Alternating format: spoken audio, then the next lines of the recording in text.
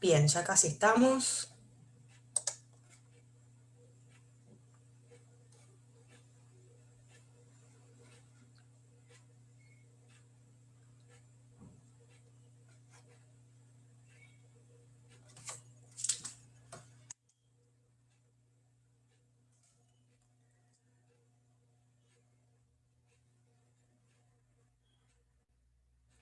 Les voy preguntando si el tema de resistencias, obstáculos en la cura, creo que se llama, entra para este parcial o entraba para el anterior. Porque yo no lo vi como tema en el cronograma. Igual algo de esto les voy a decir, sobre todo las resistencias estructurales. Yo creo que entra para este, pero la verdad es que no me acuerdo bien. Si alguien sabe, Sí, viene bien. no, tampoco sé bien, pero se vio a fines del parcial anterior y principios de este, porque estaba contra transferencia, y como cuando vimos transferencias también, aparecía. Ok. Bueno, vamos a empezar por ahí. Esto, aclaro, no está en el resumen, que después va a ser subido en el Drive, con el video también, que sería un apartado de inhibición, síntoma y angustia del 26, en donde Freud retoma y desarrolla las resistencias estructurales, o sea, las resistencias que corresponden a cada instancia de la segunda tópica, ¿sí? Nosotros habíamos visto dos momentos de las resistencias. Un primer momento de la resistencia de asociación o longitudinal y la resistencia radial, que tenían que ver con el núcleo patógeno, ¿sí? Sobre todo la radial. Luego vimos los obstáculos en la cura en un segundo momento con las resistencias erótica y hostil, sobre la dinámica de transferencia, con los componentes de la transferencia, y ahora en un tercer momento Freud las reúne a estas que fueron desarrolladas en los momentos anteriores en las resistencias estructurales, o sea, las resistencias que ofrece cada instancia, yo, ello y superyo. Esto, repito, creo que no está en el resumen, así que si lo quieren anotar o tomar apunte, genial. Las resistencias yoicas son justamente las que ofrece el yo, ¿sí? Esto entonces, inhibición, síntoma de angustia del 25. Y se subdividen en tres. Las resistencias yoicas, las primeras que Freud desarrolla son las de represión, las más parecidas a la radial y longitudinal. Estas que encubren algún punto reprimido, cuando se corta la cadena asociativa o bien cuando nos estamos acercando mucho al núcleo patógeno, se ofrece una resistencia por parte del yo. Dentro de la yoica siguen las resistencias de transferencia, que vendrían a ser justamente la erótica y el hostil, o sea, cuando la transferencia puede volverse en sí misma un terreno resistencial. Y en tercer lugar, esta sería como la novedad de inhibición, síntoma de angustia, serían las resistencias yoicas de contratransferencia. ¿Sí? Ahí ubicamos al beneficio secundario de la enfermedad y sobre todo a los rasgos patológicos de carácter. ¿Sí? Podríamos incluir también a los mecanismos de defensa y esa parte inconsciente del yo que cuando se vuelven muy rígidos puede llegar a alterarlo. ¿Sí? Luego Freud desarrolla lo que vamos a empezar a ver ahora, que es la resistencia del ello, sinónimo de compulsión de repetición, concepto que es bien desarrollado más allá del principio del placer. Es decir, el ello también es una instancia que ofrece una resistencia. Por lo general, no siempre, la resistencia del ello y la del superyo, que es la tercera que él desarrolla, van a desplegarse sobre todo a mediados de la cura o a fines de la cura. Cuanto más estamos cerca de aliviar el síntoma. Y en tercer lugar, la resistencia del superyo, que lo vamos a desarrollar hoy bien, que es la llamada reacción terapéutica negativa. ¿Sí? Entonces, hay un desarrollo en inhibición, síntoma de angustia, en adenda, si quieren lo pueden leer, es bien cortito, de estas resistencias estructurales. Dicho esto, nos vamos a meter con la resistencia del ello, la compulsión de repetición, y para eso es ineludible tomar más allá del principio del placer. Es un texto bisagra, ya lo saben, de 1920. No entra el capítulo 1, me parece por lo que viene el programa, pero vamos a tocar algo del capítulo 1 para hacer la introducción, porque Freud escribe este texto posguerra, ¿no? Primera Guerra Mundial, 1914 a 1918, creo que fue, y este texto, bueno, se publica en 1920. Es decir, que Freud está estudiando no solo a los enfermos de la época, que básicamente pasan por la neurosis traumática, sino que también está lidiando con los pensadores de esa época que se preguntaban por qué el hombre se destruía a sí mismo. Digo, esto es importante, ¿no? Porque en el capítulo 1 lo que vamos a ver de Más allá del principio del placer es la caída de la hegemonía del principio del placer. Habrían como 3 principios que gobiernan el aparato psíquico. El principio de constancia podríamos ubicarlo hasta 1900 en la obra freudiana, ese principio que decía que si un ser humano experimentaba una impresión psíquica, se acrecentaba en su sistema nervioso una suma de excitación y existía el afán de empequeñecer esa suma de excitación mediante la descarga, ¿sí? Que podía ser vía la palabra o vía la acción. Bien, con el esquema del peine a Freud se le complican las cosas y pasa al principio del placer, es decir, en el aparato psíquico existiría una tendencia al principio del placer. ¿Sí? Entonces, frente a lo displacentero que tiende a hacer el aparato psíquico, a descargarlo para quedar del lado del polo placentero. Ahora, en 1920, lo que él nos aclara con la caída de la hegemonía del principio del placer es que justamente existiría una fuerte tendencia al principio del placer, pero que no es hegemónico. Entonces, el viraje interesante que se produce ahora es que el principio del placer queda de la vereda del principio de realidad. Si el principio del placer apunta a lo placentero, el principio de realidad lo que hace es postergar el principio del placer, pero trabajar para él. Antes Freud los distinguía, ¿se acuerdan? Proceso primario y secundario, ahora, bueno, son solidarios. Entonces, ya en el capítulo 2 empezamos a entender por qué Freud ubica que en el alma existe una fuerte tendencia al principio del placer y que ya no es hegemónico. Introduce lo que sería el concepto de trauma. Les repaso esto. En cuanto a trauma, Freud también tiene 3 momentos. El primer momento del trauma lo encontramos básicamente con etiología de la histeria, y con el caso Emma, 1895-1896, cuando el trauma era considerado como algo accidental, ¿no? La suma de estas al menos 2 vivencias con idoneidad determinadora y con fuerza traumática. El segundo momento del trauma yo lo ubicaría en 3 ensayos, en la línea de Lasnik, ¿no? En 3 ensayos cuando Freud nos habla de la sexualidad como constitutivamente traumática. Ya la entrada en el lenguaje es traumático, ya el hecho de que hayan pulsiones parciales satisfaciéndose tiene que ver con lo traumático mismo de la sexualidad. Y en un tercer momento de la teoría del trauma de Freud, ya nos metemos con más allá del principio del placer para decir que lo traumático es lo no ligado. En algún momento del parcial seguramente van a tener que hablar de esto, de lo traumático, que alude entonces a lo no ligado. Cuando decimos lo no ligado, es lo no ligado a representaciones. Entonces estamos hablando de lo cuantitativo, de magnitudes de excitación, que son tan grandes que para el aparato psíquico son imposibles de ligar, al menos en su totalidad. ¿Me siguen hasta acá? Bien. Perdón, solo no se ligan si son, o sea, la condición para que no se liguen es que sean grandes, que sean grandes magnitudes. Claro, esa es una condición, y después que falle lo que sería la función de angustia, ¿sí? Porque la angustia en todo caso nos defiende del terror, del peligro, de estas grandes magnitudes de excitación. Si falla la función de angustia, como los sueños traumáticos, también tenemos una condición para que exista lo no ligado, ¿sí? Pero basta con que sean grandes cantidades de excitación para que el aparato psíquico ya quede corto a la hora de ligar estas magnitudes a representaciones, ¿sí? Es algo cuantitativo, sí. Enseguida Freud nos va a desarrollar uno de los referentes clínicos. Yo diría que hay 3 referentes clínicos en este texto: Fordá, sueños traumáticos y transferencia, para hablarnos de lo que sería la compulsión de repetición. Ahora lo voy a repetir, pero ya les adelanto entonces que la compulsión de repetición es un intento fallido de ligadura, de esas grandes magnitudes de excitación. Bren pregunta en qué texto estamos, en Más allá del principio del placer.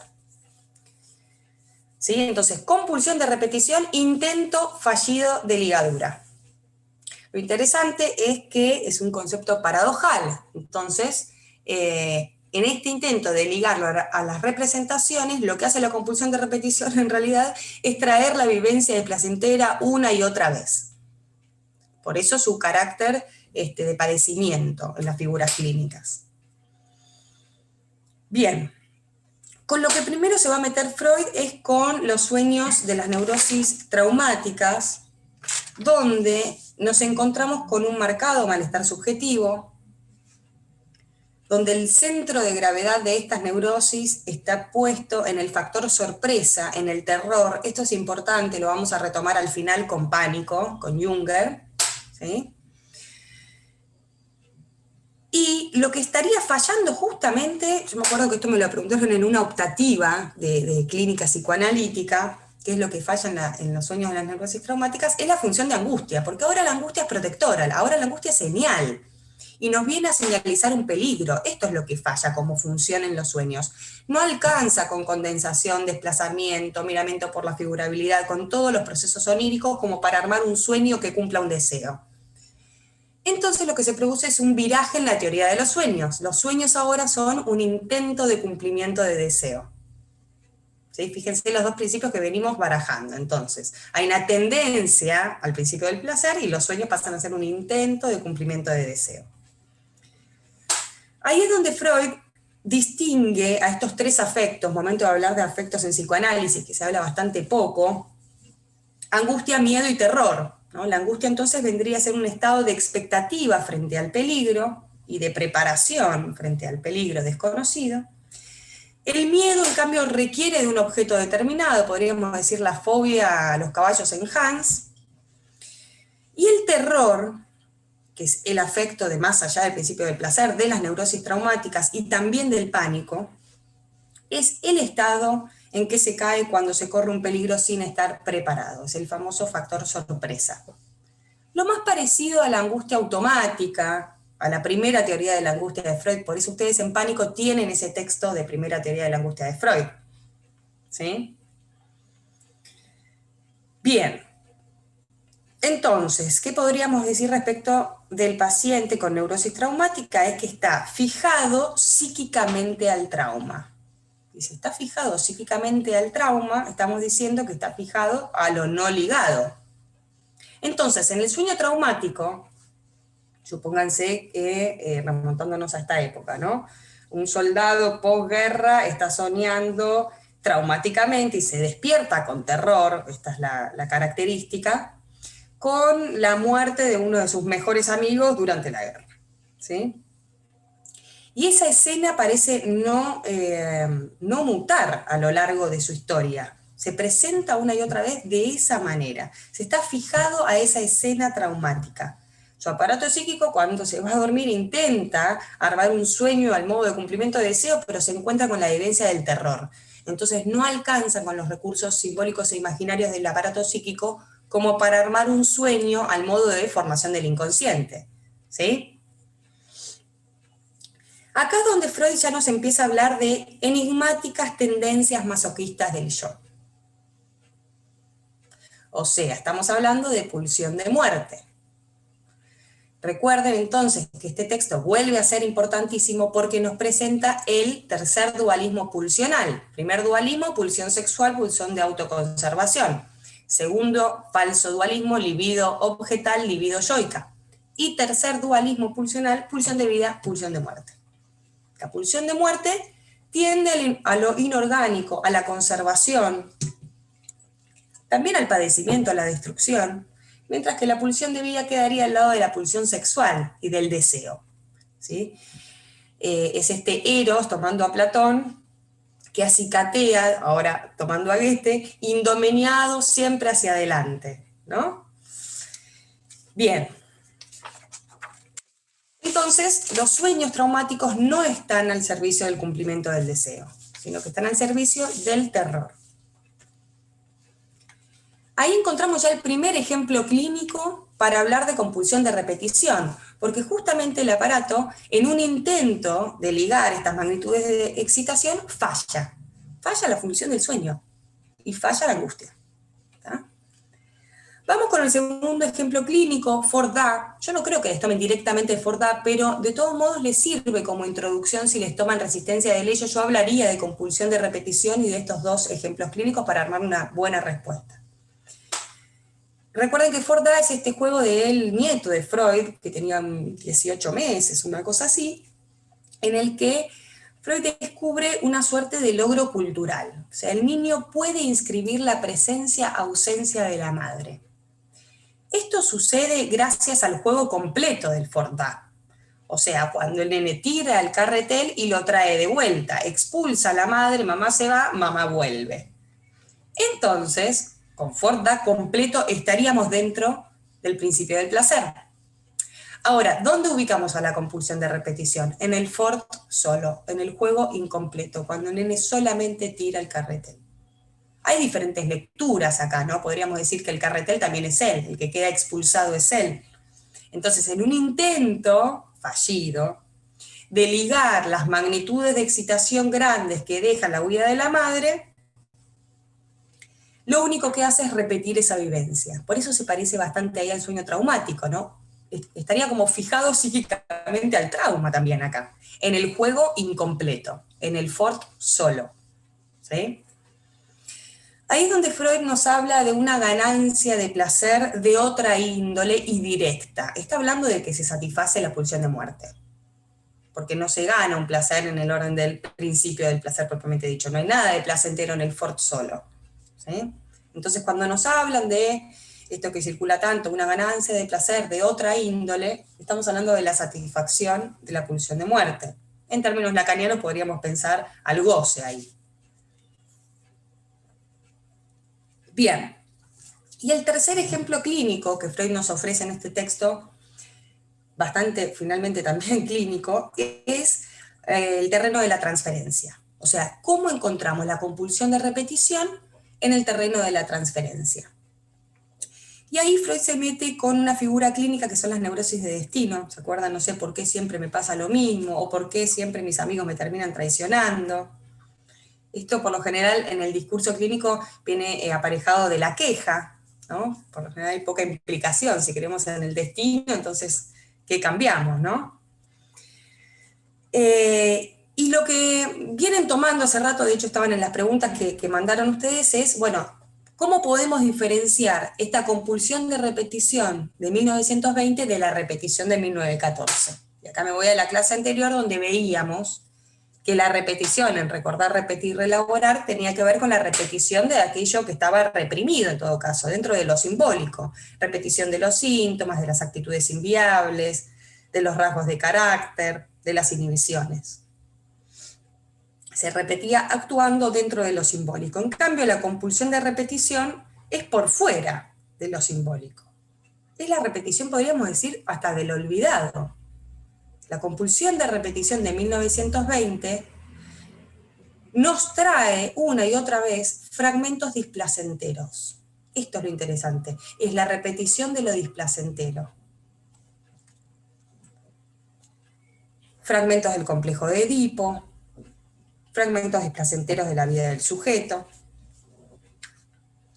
Y lo que agregaría en esta suerte de cuadro comparativo es que en la compulsión de repetición de 1920 lo que tenemos es la resistencia del ello. Es el ello que resiste. ¿Qué parte del ello? El inconsciente no reprimido, o sea, las pulsiones. La pulsión de vida y la pulsión de muerte que quiere satisfacerse. Entonces, si yo repito recuerdos displacenteros, hay una ganancia de otra índole. Está la pulsión de muerte satisfaciéndose. Ahí me preguntan, ¿sería repetición de lo no ligado? Para no decir repetición de lo no ligado, yo diría repetición de lo displacentero, ¿sí? Porque si decimos repetición de lo traumático, estamos pescando un poquito. Hablaría en todo caso de compulsión de repetición como intento fallido de ligadura, ¿sí? En esos términos. Ahí preguntaron en el chat, así que lo pondría en esos términos. Bien. En el siguiente capítulo profundiza un poquito más en esto de la compulsión de repetición. Ya nos habla de construcciones, igual vamos a ir después con construcciones, pero ya las nombra en 1920. Entonces, intuitivamente Freud ya nos está aclarando que para la resistencia del ello y la resistencia del superyo no basta con la abstinencia, la neutralidad y la reelaboración de las resistencias. El posicionamiento frente a la resistencia del ello y del superyo es otro, y las intervenciones también son otras. Hablamos ahí de construcciones, y construimos donde hay algo olvidado, no reprimido, ¿sí? No estamos del lado de lo simbólico. En el capítulo 3 profundiza entonces un poquito más en la compulsión de repetición y nos habla entonces de que este concepto en la transferencia lo que hace es reanimar lo doloroso. En un intento de no reanimarlo, lo termina trayendo una y otra vez.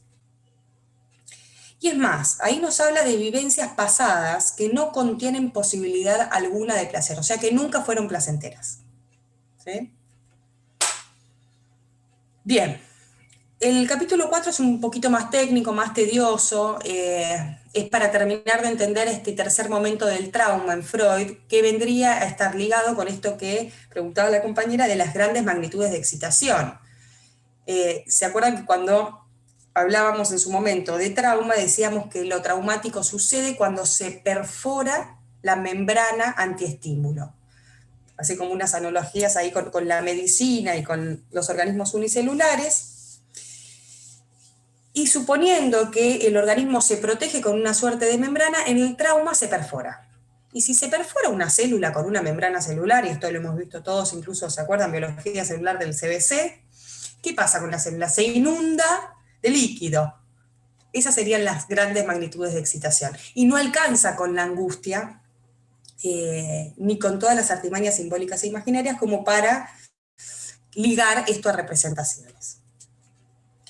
Bien, vamos a hacer un paréntesis conceptual y nos vamos a meter ahora con los textos de clínica en las instituciones de salud mental.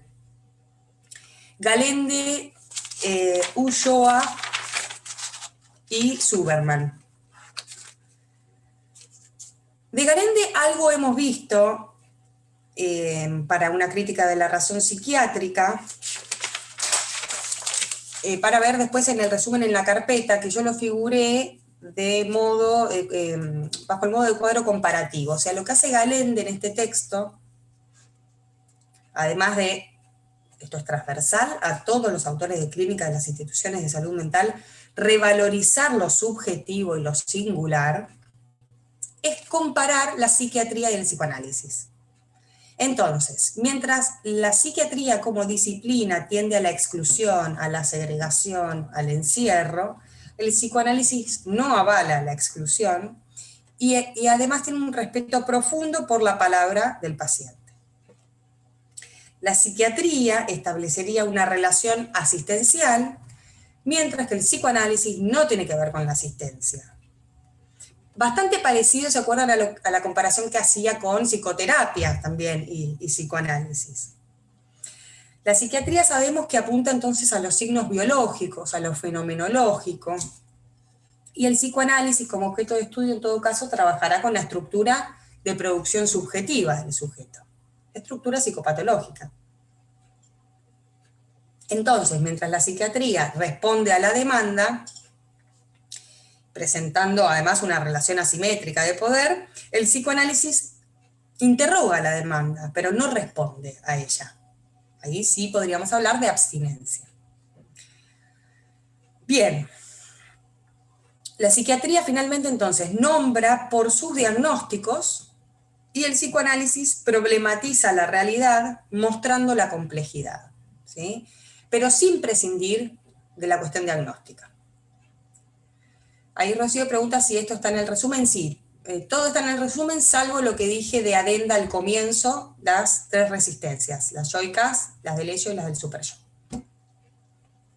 Bien. En el mismo texto, Galende nos va a ofrecer intervenciones del psicoanálisis. Hay tres posibles intervenciones en psicoanálisis y en salud mental, que son las prácticas del tratamiento analítico en instituciones, las prácticas centradas en el análisis institucional, y las intervenciones de prevención y promoción. Él nos va a hablar de la presencia de la institución en la transferencia. Esto es bastante importante y se vive, que les han pasado por ahí por hogares o hospitales o centros de salud mental, se habrán dado cuenta que hay como una transferencia previa por parte nuestra también hacia la institución que a veces puede obturar la transferencia que se despliegue con cada paciente, ¿no? Bien. Es decir, que el psicoanalista no está exento de su propia identificación con la institución. Luego él arroja una suerte de propuesta que la podríamos vincular con Azzori respecto de la admisión misma del paciente en estas instituciones, que se debe generar en un espacio analítico en el que la demanda pueda ser escuchada con el mínimo de interferencia de esta interferencia, digamos, o transferencia institucional. ¿Sí? Se trata entonces de escuchar la demanda del paciente más allá de lo que la institución tenga para decir, su marco teórico, ¿sí? Su cultura. Bien. Esto me parece lo más importante del texto de Galende. Me parece que el que más toman históricamente en la materia es el de Ulloa, que es el que vamos a ver ahora. ¿Sí? Ustedes habrán visto Ulloa probablemente en institucional, quienes ya la hayan cursado. Entra la tercera parte de la novela clínica psicoanalítica, en donde ya desde los primeros párrafos Ulloa nos va a hablar de una articulación posible entre salud mental, ética y derechos humanos. Es un trípode interesante, ¿sí? O sea, hay una posición ética de Ulloa en la cual articula sí o sí a la salud mental, al psicoanálisis, con una posición ética y con los derechos. Vamos a rescatar los conceptos que suelen tomar de este texto, comenzando con la cultura de la mortificación. La cultura de la mortificación, que también después de leer el texto podría llamarse sociedad de la mortificación, nos habla de un matiz de sufrimiento social. Yo esto mientras lo repasaba ayer para la clase, pensaba en la cultura de la mortificación que quedó, que está quedando con la pandemia y que quedará después de la pandemia. Porque fíjense que Ulloa acá nos habla, en la cultura de mortificación, de sufrimiento social, de desazón, de agobio generalizado. Luego sí nos pone una figura clínica, o sea, el ejemplo que él pone son los procesos manicomiales, que vendrían a ser formas terminales de la mortificación, donde queda bien exacerbada. Lo que se produce con la cultura de la mortificación, para pensarlo quizás en una institución, es el acostumbramiento, la falta de fuerza, lo apagado, lo sin vivencia, el mal humor y la falta de alegría. Es un texto en el que él hasta nos va a hablar de alegría y de ternura. La mortificación entonces aparece por momentos bastante acompañada de grados de fatiga, fatiga crónica, de estrés. Es lo más parecido también, para articularlo con Freud, a los síntomas de la neurastenia, a esa fatiga que aparece con la neurastenia. Lo que desaparece entonces con la cultura de la mortificación es la valentía, la alegría, también diría la crítica y la autocrítica. Él lo ubica también nuevamente del lado de la queja. Es muy común que se escuche en esta cultura de la mortificación a una queja sin implicación alguna, ¿no? Ahora, sin decirlo directamente, hay una suerte de salida o de cura a esta cultura de mortificación, que sería la institución de la ternura. Es un re lindo concepto que se puede pensar incluso en el dispositivo analítico individual, un psicoanálisis más tierno. La institución de la ternura nos acerca a Eros a la hora de apagar, si se quiere, a la cultura de mortificación, ¿no? La ternura entonces es abordada por Ulloa como un abrigo, como un escudo protector ante la violencia social. Y en el texto enseguida nos va a hablar ahí de tratamiento, y y nos habla de la etiología de la palabra tratamiento, que viene de buen trato. Claro, en esta cultura de mortificación lo último que vamos a encontrar es un buen trato por parte de los profesionales, ¿no? Entonces, de buen trato proviene tratamiento. Esa es la manera de abordar éticamente, si se quiere, en este trípode que introdujimos antes, a la institución de la ternura, ¿no? Bien. Si tuviéramos que pensar en las figuras de la psicopatología institucional que condensan a la cultura de mortificación, tenemos que presentar al síndrome de violentación institucional. Como todo síndrome tendrá sus síntomas, ahora los vamos a ver, ¿no? Fíjense que los tres conceptos que suelen tomar de Ulloa, se los anoto: síndrome de violentación institucional, cultura de mortificación y encerrona trágica, están íntimamente relacionados. Y si les toman uno, pueden hablar de los otros también, para completar un poco más la respuesta. ¿Por qué el síndrome de violentación institucional se relaciona con la encerrona trágica? Porque justamente en la encerrona trágica lo que tenemos es una suerte de dependencia al maltrato. La encerrona trágica es un sin salida, y en el síndrome de violentación institucional hay una violentación legítimamente acordada. O sea, está como naturalizada la mortificación de la que hablamos antes. Entonces, cuando esa violentación se hace arbitraria y los síntomas encima cobran valor de normalidad, se empieza a afectar la movilidad y el sentido de los trabajos en las instituciones. Los funcionarios se vuelven, o los profesionales se vuelven burocráticos, apáticos. Y como les dije antes, como todo síndrome, hay que hablar acá de los síntomas que incluyen a este síndrome de violentación institucional. ¿Cuáles son los tres síntomas básicos? Vamos a empezar con el primero: la tendencia a la fragmentación, muy en la línea de lo que él viene planteando con la mortificación y bastante opuesto a lo que sería la institución de la ternura, porque en la ternura, si hablamos de eros, hablamos de unificación, y acá hay una tendencia a la fragmentación. Y una fragmentación hasta bastante física. Él nos habla de, por ejemplo, cada uno supónganse en un hospital, aparece aislado en su nicho de su quehacer. Es decir, nadie tiene interés en trabajar en equipo, en consultar, en preguntar o embarrarse y decir hasta acá lo que yo puedo aportar con este paciente, entonces puedo hacer alguna interconsulta. Esto para bajar un poquito también los síntomas, ¿no? Que no queden tan teóricos. Luego nos va a hablar de renegación. Renegación como mecanismo hasta freudiano, ¿no? La renegación también la podemos ubicar como este repudio que impide, de alguna manera, advertir las condiciones contextuales en las que se vive. También en la línea de aislar, ¿no?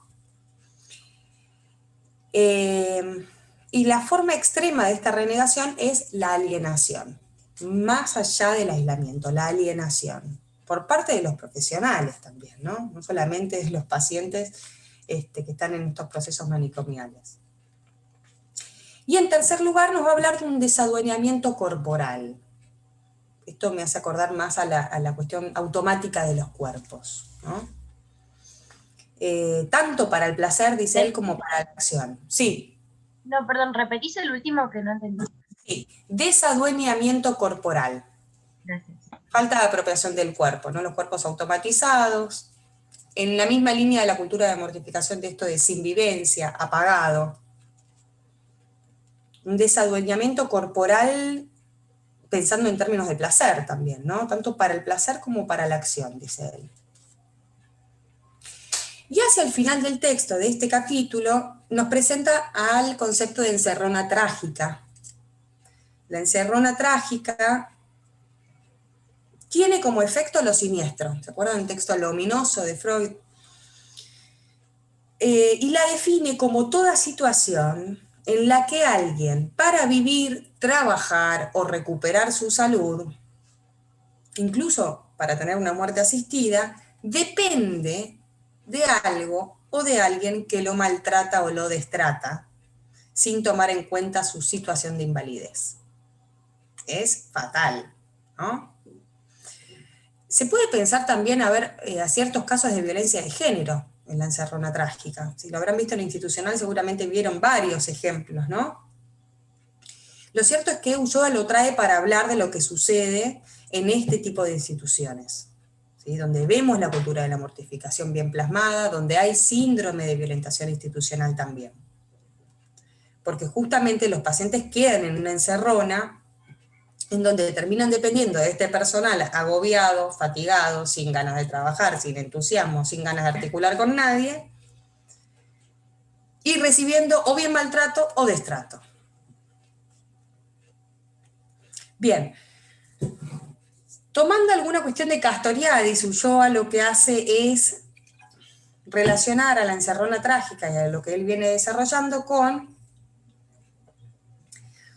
la institución en donde lo instituido se cristaliza y obstaculiza, digamos, los dinamismos de lo instituyente. Claro, en este contexto de mortificación, todo lo nuevo, ¿sí? Toda propuesta va a ser probablemente hasta descartada, ¿sí? Por eso también es tan importante que estas instituciones cuenten con residentes, con concurrentes que tienen por lo general otra edad u otro entusiasmo, otro deseo, ¿sí?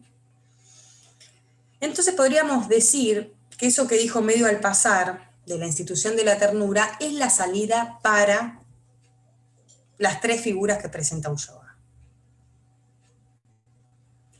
Incluso nos va a hablar hacia el final de ciertos movimientos creativos, artísticos, agregaría también, que impulsen ciertas modificaciones. Bien, sí, es un muy lindo texto. Vamos con Suberman, lo más importante de este texto también, que entra en clínica de las instituciones, es esta cuestión de aceptación y rechazo que aparece. Dice que el psicoanálisis en el hospital a veces es aceptado porque trae respuestas a aquello que la medicina no puede, y otras veces es rechazado, ¿no? ¿Por qué? Porque interroga justamente al discurso médico. Esta ambivalencia que hay con el psicoanálisis en las instituciones, ¿sí? Bien, él se pregunta qué hacemos con aquellos pacientes que consultan en el hospital y que no se presentan con síntomas neuróticos. Para algunos la respuesta es fácil, son inanalizables, o sea, quedan por fuera de los dispositivos. Y para otros, en cambio, es una oportunidad de investigar qué se demanda, qué se busca y de qué manera se puede ayudar a ese sujeto. Y si eso no con el psicoanálisis, digo, también hay que ser capaces ahí de decir, bueno, este dispositivo analítico individual psicoanalítico para este paciente o en este momento de la vida de este paciente no sirve. Además está a decir que el psicoanálisis no es para todos, ¿no? Bien. Lo que hace también este autor es retomar algo que de alguna manera Ulloa y también Galende proponen, además de ir hacia lo singular, y es el trabajo en equipo. El trabajo en equipo como una salida frente a los primeros dos síntomas, al menos del síndrome de violentación institucional también, articulando con Ulloa, ¿no? Unirse con otros. Estamos hablando del texto de Suberman del 2002. Sabrina, psicoanálisis y hospital. Es una ficha.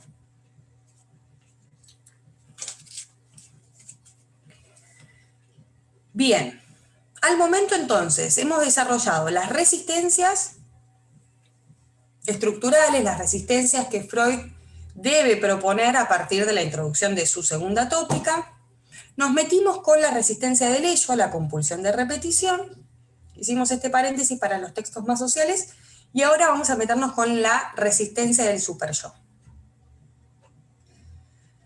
Les voy a hacer una distinción a medida que lo vayamos viendo de los textos para ver qué diferencia, porque si no uno podría preguntarse a ver por qué ponen 4 textos que parecen decir lo mismo. No, bueno, en los textos de Freud que están incluidos en este conjunto temático hay diferencias sutiles conceptuales, y cómo va llegando Freud a su última teorización de la reacción terapéutica negativa.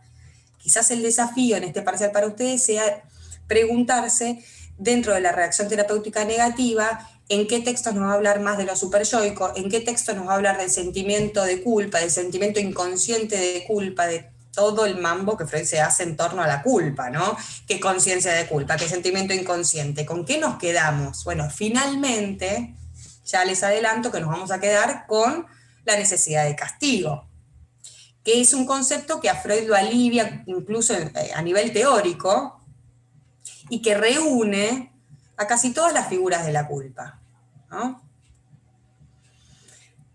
Bien. Algo más introductorio de la RTN, reacción terapéutica negativa, podríamos pensar que la resistencia del superyo aparece, por lo general, hacia mediados de la cura o hacia los fines de la cura, cuando justamente se está o por levantar algún punto de fijación o por solucionar algún síntoma, o incluso cuando se comunica una mejoría hacia el paciente y aparece un obstáculo en la cura, que es la resistencia superyoica.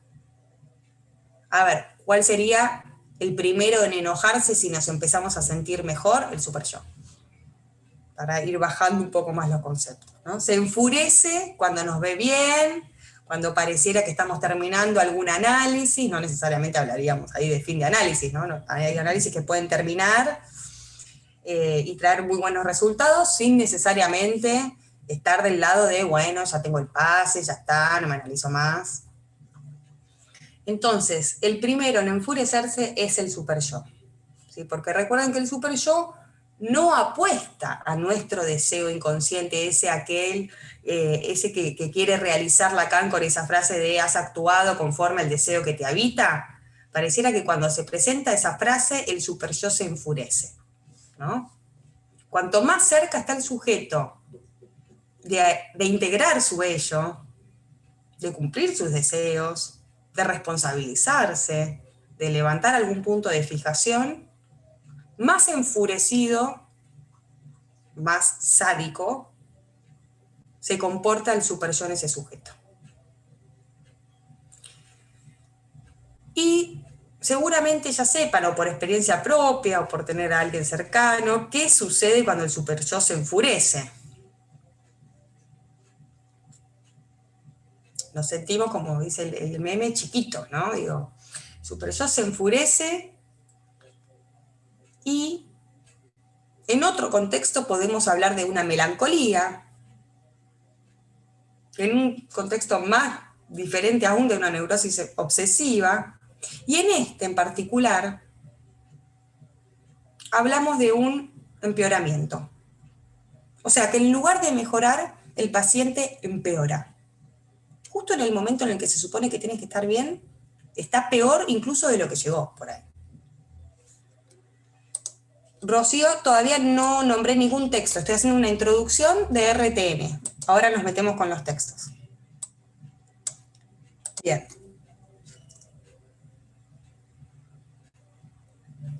Vamos a comenzar con el yo y el ello.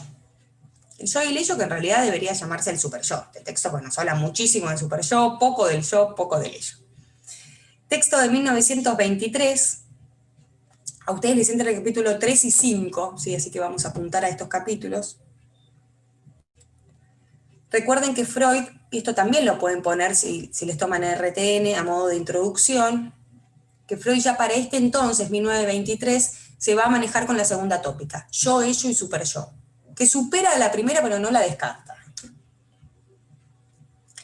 Vamos a meternos con las tres instancias, haciendo también una suerte de repaso de temas que son, bueno, de psicoanálisis Freud, de primer año, pero que son transversales a toda la carrera, ¿no? ¿Qué es el ello? El ello es el reservorio de las pulsiones, el ello es la sede de las pulsiones, es donde está pulsión de vida y pulsión de muerte, o sea, es el inconsciente no reprimido, pero también es el inconsciente reprimido, o sea, es esas huellas que quedaban, por ejemplo, en el esquema del Paine, esas huellas némicas, las vamos a encontrar también en el ello. Tiene una parte simbólica, podríamos decir desde Lacan, y otra real, ¿no? O en términos freudianos, él nos habla de una parte cualitativa, inconsciente reprimido, y una cuantitativa, el inconsciente no reprimido. Ahora bien, el yo, lo novedoso para Freud, y por eso en realidad presenta su segunda tópica, es una parte del ello, alterada por influencia del mundo exterior, o sea, alterada por el polo consciente, con una mediación preconsciente-consciente. Recuerden que el yo había sido definido en 1894 en Neuropsicosis de Defensa como una masa de representaciones homogéneas. Luego lo define en 1914 con Introducción al Narcisismo como resultado, yo, cuerpo y realidad, de lo que él va definiendo como narcisismo primario,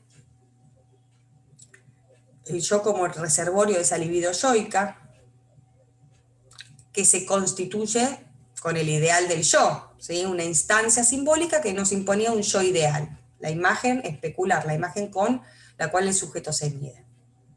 Ahora el yo entonces es una parte del ello. Podríamos decir desde el vamos, entonces, que el yo también tiene una parte inconsciente. ¿Sí? En este momento mayormente estaría hablando mi yo. Pero si yo de pronto tengo un mecanismo de defensa y empiezo a proyectar, bueno, sin saberlo, descubrimos un aspecto de mi yo inconsciente que sería un mecanismo de defensa. Ya los mecanismos de defensa entonces van a ser la parte inconsciente del yo. Bueno, en el 94 Freud nos hablaba indirectamente de esto, cuando nos hablaba de esto del acto voluntario del enfermo, la defensa como un acto voluntario del enfermo, no porque se proponga, ¿sí? El accionar de la defensa, o sea, hay una cuestión inconsciente allí, todavía no nos habla de inconsciente, su propósito es otro, o sea, no querer saber acerca de la representación inconciliable, y sin embargo, esta representación inconciliable, que queda en un segundo grupo psíquico, antecedente de inconsciente, va a terminar teniendo algún resto en la actualidad. O sea, ese monto de afecto que estaba anudado en la representación inconciliable llega al síntoma histérico, inervando alguna parte del cuerpo, o al síntoma obsesivo, uniéndose a una representación niña, neuropsicosis de defensa. O sea, de alguna manera Freud ya nos había anticipado que en el yo había una parte inconsciente, incluso en el 1894. Bien. Una última cosita del yo es que se afana por reemplazar el principio del placer por el principio de realidad. Pero recuerden que ahora en este momento freudiano el principio de realidad solidario, ¿no? Del principio del placer. Es el principio del placer postergado. Bien, y ahora sí nos metemos con la instancia psíquica más importante de este texto y que atañe a este tema en particular, que es superyo. ¿Qué es lo que sabemos del superyo? Yo creo que lo primero que aparece, a modo de 100 argentinos dicen, es el heredero del complejo de Edipo, ¿no? Yo pondría como la opción 1, heredero del complejo de Edipo, que podemos intuir, ¿no? ¿Qué significa? ¿Qué hereda el complejo de Edipo? ¿Alguien se anima? Las identificaciones parentales. Las identificaciones a los sujetos parentales. Bien. Entonces, si hablamos de identificación, ya no estamos hablando de elección de objeto. ¿Cómo sería esto? O sea, hay una elección de objeto edípica, y esta es reemplazada por una identificación, ¿qué está pasando? Hay una desexualización. Entonces, tiene que haber una desexualización de ese complejo de Edipo para hablar de identificaciones y para hablar después de superyo. Y esto es fundamental. De hecho, él nos dice, es el heredero del complejo de Edipo y se constituye por una identificación con el arquetipo paterno. Y esta identificación tiene el carácter de una desexualización.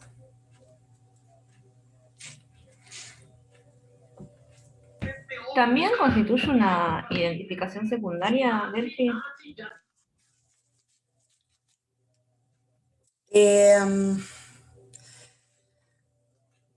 A ver, si hablamos de identificaciones y de elección de objeto, siempre van a ser secundarias. Porque las identificaciones primarias son previas a la elección de objeto, incluso previas al narcisismo, son masivas al otro. ¿Sí? Entonces sí, si hubiese que aclarar, teóricamente yo las pondría del lado de identificación secundaria. ¿Están de acuerdo? Sí, sí, perfecto. Bien. Entonces, lo que podríamos ya pensar en esta herencia del complejo de Edipo es que, así como el niño, sí, Una cosa que en realidad estaba pensando, justo recién acabo de ver un teórico de Vázquez, no sé si son primarias, si querés lo puedo ver para la clase que viene a ver qué onda, pero me acuerdo que dijo algo como de que eran identificaciones primarias. No me acuerdo bien en qué, no sé si alguien lo vio también, pero como que las identificaciones que después se devenían en super yo eran primarias. bien, bien, sí. Podríamos pensar, a ver, en la incorporación, como se incorpora el carácter del padre y las identificaciones primarias son masivas, es ser el otro, en ese sentido podría haber algún, claro, claro. Ahí está, Podría- eso es lo que dijo, sí, exactamente sí, lo que acabas de decir. bien, bien. Terminé de Entonces, entender. es como que el super yo, bien, bien, pasa a ser el padre, ¿no? Eh, pero después yo diría que hay también identificaciones secundarias, porque todas las otras elecciones que son desexualizadas e incorporadas, y si hablamos de identificación al rasgo, ahí sí hay que hablar de identificación secundaria. Secundaria a la elección de objeto. Por eso en ese sentido me hace un poco de ruido el tema de lo primario y secundario en Freud. Si no es que él lo diga en esos términos.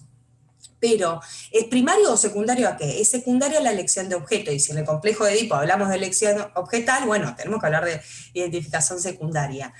Acá, trayendo lo que dice la compañera, que lo vio recién en el teórico, lo primario estaría del lado de comerse al tótem, de incorporar esa ley. ¿Sí? Si lo pensamos desde ese lugar, así como cuando hablamos de represión primaria, también estamos hablando de tótem y tabú, ¿no? Esta identificación primaria es masiva, yo soy el otro, lo incorporo. Entonces, de alguna manera pasamos a tener a padre barra madre adentro. Y en esta línea, Freud nos dice que así como el niño estaba compelido a obedecer a sus progenitores, de la misma manera el yo se somete al imperativo categórico de su superyo. El imperativo categórico es algo kantiano que él toma para hablarnos del deber ser. Esa frase es interesante y nos allana un poco el terreno. Bien, ahora, ¿de dónde saca la energía el superyo? ¿Se acuerdan? Hunde sus raíces en el ello, que le presta pulsión de vida y pulsión de muerte, y pasa a ser sádico. Cuando hablamos de sadismo hablamos de mezcla pulsional. ¿Con quién? Con el yo, que queda en una posición masoquista. Ya hablaremos de esto. Yo prefiero que a la hora de hablar de los textos, si hablan de masoquismo y sadismo, que tomen el problema económico del masoquismo. Que el yo y el ello, en todo caso, lo usen para hablar del yo, del ello, del superyo y del origen del superyo. ¿Sí? Es como la introducción a la reacción terapéutica negativa. Un año de diferencia, de 1923 y el otro es de 1924. Bien, ¿qué otra relación habría que marcar acá? Lo que dice Freud, ¿no? Respecto a que cuanto mayor fue la intensidad del complejo de Edipo y la rapidez de su represión, más severamente reinará luego el superyo. Entonces, cuanto más sexualizado fue ese complejo de Edipo, cuanto más intenso en su pulsión sexual, y cuanto más rápido se produjo su represión, más severo va a ser el superyo. Son dos factores que cambian la aguja en la severidad superyoica. Bien. Yo diría que en este texto el ideal del yo es casi sinónimo de superyo. Es como que cuando Freud nos habla en el yo y el hecho del superyo, por momentos nos habla de ideal del yo y no de superyo. Pero tendríamos que tener presente que el superyo podríamos hacer esta lectura, tiene al menos 3 caras: ideal del yo, conciencia moral, o 3 funciones, ¿no? Y juicio crítico. En resumidas cuentas, sobre todo los primeros 2, el ideal del yo vendría a estar del lado del deber ser, aquello que se debe hacer, y la conciencia moral, aquello que no se debe hacer. O sea, el carácter prohibitivo queda del lado de la conciencia moral. En la línea de reacción terapéutica negativa ya podemos decir, entonces, no debes mejorar. Eso lo dice la conciencia moral. ¿Sí? Bien. Y en el capítulo 5, los vasallajes del yo, Freud nos va a hablar de la reacción terapéutica negativa que venimos rodeando, y nos dice que hay personas que reaccionan de manera extraña y trastornada frente a los progresos de la cura. Esta es la parte más descriptiva, ¿no?, de la RTN. O sea, toda solución parcial, que debería ser una mejoría o una suspensión temporal de los síntomas, lo que hace es provocar un refuerzo momentáneo de su padecer.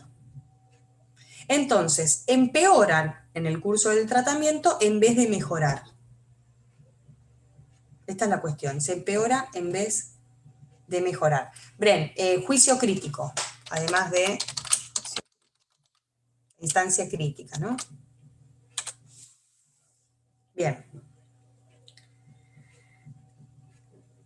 Lo que Freud nos trae acá ya es una introducción a los otros 2 textos, porque Freud ya nos nombra en el yo y el ello, que llama la atención en la RTN, que lo que prevalece es la necesidad de seguir enfermos en estos pacientes. Entonces, sin querer queriendo, ya nos habla de necesidad de castigo.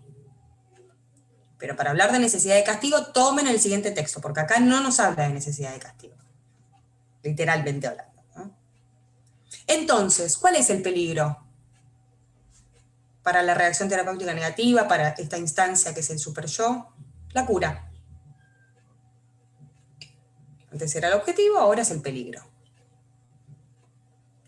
Entonces ahí Freud nos va a hablar de un factor moral, de un sentimiento de culpa, acá nos va a hablar en este texto de sentimiento de culpa, que haya la satisfacción en la enfermedad. La culpa se satisface en esa enfermedad y no quiere renunciar al castigo de padecer. En esa frase se trata de un factor moral, de un sentimiento de culpa, que haya su satisfacción en la enfermedad y no quiere renunciar al castigo de padecer. Estamos encontrando un antecedente del masoquismo moral, que un año más tarde lo va a desarrollar en el problema económico del masoquismo.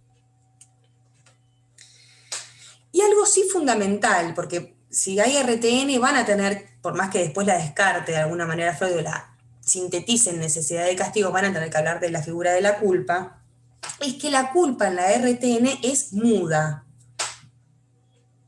Si el paciente no se dice culpable como ocurre en la melancolía, no valgo nada, soy insignificante, este delirio de insignificancia que aparece en las depresiones, ¿no? Bien, no se siente culpable, se siente enfermo.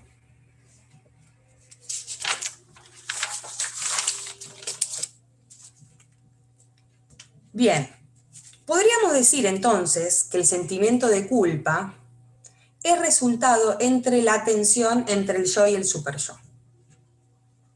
Esto es lo que pasa cuando rompemos relaciones con el superyo, ¿no? Lo primero que sentimos es culpa.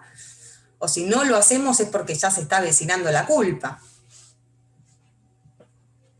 Pero recuerden el juego que hay entre culpa y deseo.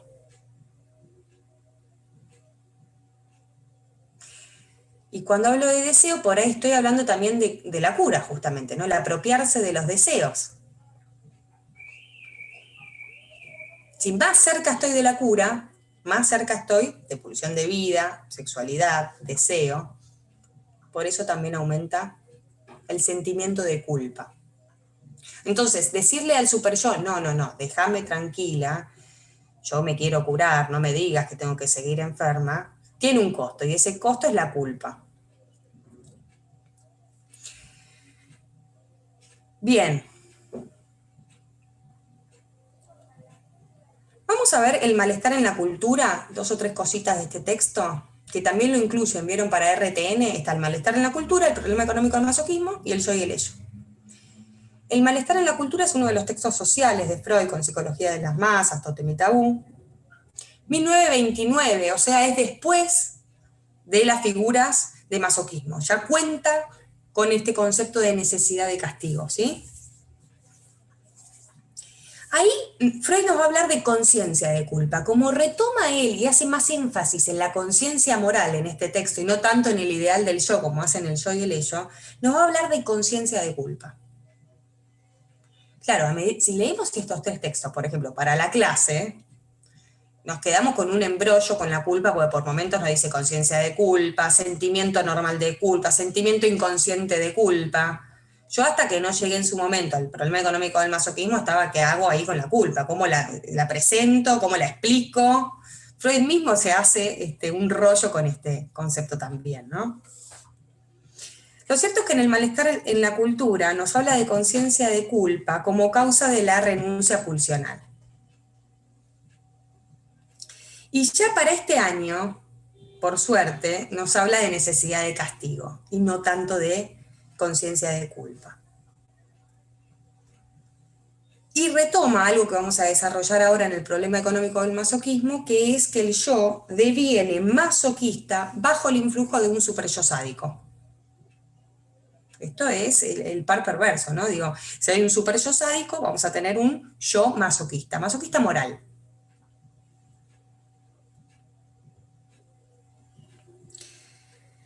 Y de alguna manera nos presenta dos de estas tres caras que les presenté del superyo, que es el superyo como instancia paradojal, ¿no? Paradojal porque tiene, por un lado, la cara del ideal del yo, el deber ser, y por otro lado, la conciencia moral, lo que no se debe hacer. Claro, nos vuelve locos. Vos tenés que hacer esto y no tenés que hacer aquello. Nos deja sin salida. O eso es lo que pretende. Bien, vamos a seguir con el problema económico del masoquismo. En el problema económico del masoquismo, 1924, es un texto clínico re interesante para leerlo más de una vez porque tiene conceptos tiene conceptos primarios también y bien clínico. Freud nos dice al principio del texto que desde 3 ensayos se venía concibiendo al masoquismo como secundario al sadismo. O sea que lo primero que aparecía era el sadismo.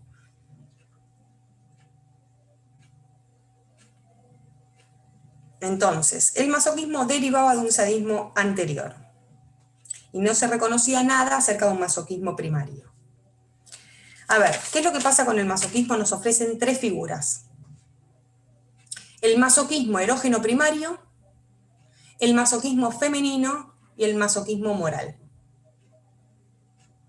Ahora el masoquismo va a ser primario. Primero, primario.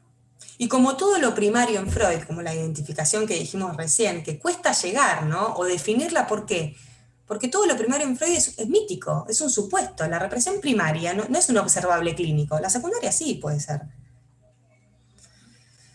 El masoquismo erógeno primario, en resumidas cuentas, es el resto de pulsión de muerte en el organismo vivo. Es decir, nacemos con las 2 pulsiones, ¿no? Con un ello, con un reservorio de pulsiones, y existe el afán, esto está también desarrollado en el malestar en la cultura, de deshacernos lo máximo posible de la pulsión de muerte. Una manera es el sadismo, ¿no? La volcamos con la pulsión de vida, mezcla pulsional, sadismo es mezcla pulsional hacia el exterior.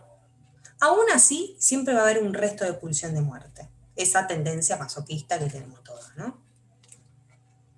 Entonces, es un supuesto. Masoquismo erógeno primario.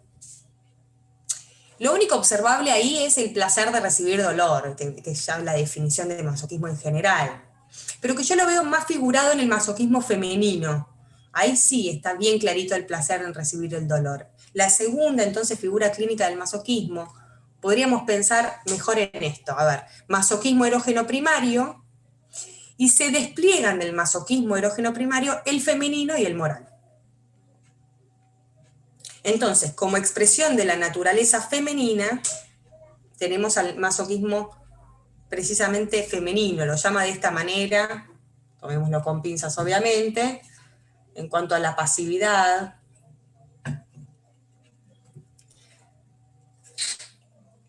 El masoquismo femenino lo pueden ubicar en el segundo tiempo de pegar a un niño.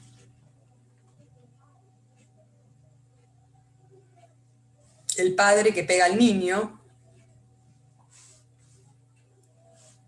y esa pasividad frente al otro, ¿no? Ahora, como una norma de la conducta en la vida tenemos al masoquismo moral. La otra expresión del masoquismo erógeno primario, el otro observable clínico, es el masoquismo moral. ¿Quién queda en la posición de masoquismo moral? El yo. Si el superyo es sádico, el yo es masoquista. Bien. Entonces, ¿cómo reconocemos el masoquismo moral en la reacción terapéutica negativa? Este factor moral del cual ya nos hablaba un año antes.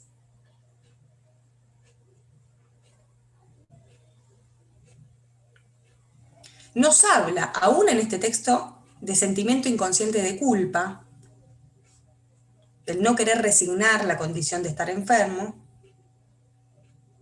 pero luego renuncia de alguna manera a la denominación sentimiento inconsciente de culpa porque dice, bueno, los sentimientos no son inconscientes, si no me estoy contradiciendo lo que dije, ¿se acuerdan? 1914 creo que es lo inconsciente, cuando hablaba de los sentimientos, que tienen esa particularidad y se distinguen, por ejemplo, de las emociones en que son justamente racionalizados, ¿no? Y lo cambia por necesidad de castigo.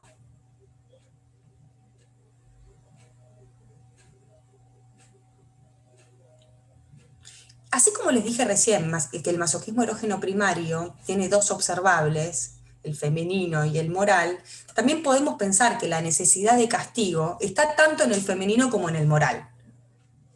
Esto en realidad es una lectura que no se hace directamente en el texto de Freud, pero se hace, bueno, al menos en una cátedra adoptativa de esta de Lasnik que les comenté, cómo encontramos también a la necesidad de castigo y a la culpa en el masoquismo femenino, no solamente en el moral. El tema es que lo que nos interesa, a los fines del parcial también, para hablar de reacción terapéutica negativa es el masoquismo moral. Entonces, de estos tres se quedan con el masoquismo moral.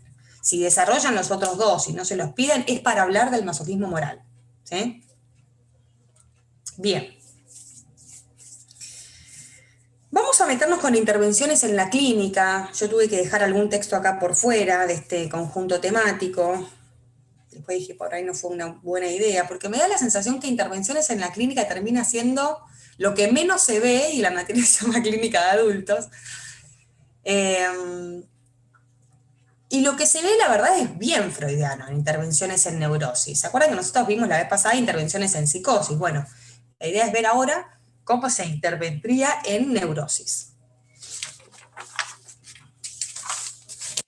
Vamos a empezar por la interpretación, ¿no? Es nuestra herramienta artística a la hora de intervenir. Yo les diría que es parte ya del método, asociación libre, atención parejamente flotante, para dar lugar a la interpretación. Yo usaría tres palabras para definir, que es colegir lo oculto, o poner al descubierto lo oculto, el sentido oculto. O sea, que si trabajamos con interpretación, vamos a trabajar con sentidos.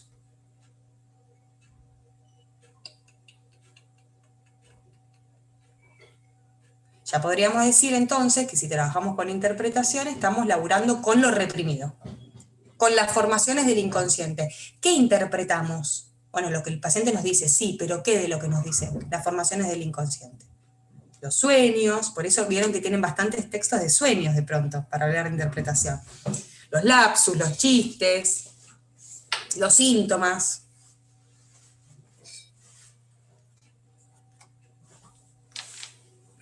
Bien. Empecemos con 1911, el uso de la interpretación de los sueños en psicoanálisis, donde Freud desaconseja descifrar todo el contenido del sueño. ¿Pero por qué? Porque ya el sueño estructuralmente tiene una parte que no es interpretable, al menos una parte que es el ombligo del sueño. ¿Se acuerdan? Esa madeja de pensamientos, de la cual después emerge precisamente el motor del sueño, que es el deseo, ¿no? Es más, Freud nos dice ahí, ya a nivel intervención y técnica, es un poquito más preciso, que tampoco se prosigue en la sesión siguiente. O sea, si en una sesión vos no llegaste a sacarle jugo a ese sueño, no es que lo retomás en la sesión siguiente, a no ser que el paciente lo traiga. Lo que sí se puede hacer como maniobra interesante, a mí puntualmente me gusta mucho trabajar con sueños cuando los traen, los aprovecho, después los escribo, los tengo presentes y en determinadas sesiones los retomamos, ¿no? Por lo general, y esto es más, quizás quienes tienen más presente que están trabajando con el psicoanálisis tienden a traer más sueños, ¿no? Me pasa, por ejemplo, con estudiantes de psico o con alguna psicóloga que atiendo y, bueno, tienen como este saber incorporado y traen sueños, ¿no? Es re interesante. Y además se pueden ver muchas cuestiones fantasmáticas en los sueños. Entonces, así como Freud nos dice, no prosigan en la sesión siguiente, sí, obviamente, si trae algún criterio clínico importante, y si surge alguna asociación de nuestra parte, también podemos interpretar trayendo ese sueño que otrora se interpretó, en algún otro momento, ¿sí? Siempre y cuando el sentido que nos acerque sea parecido o el mismo.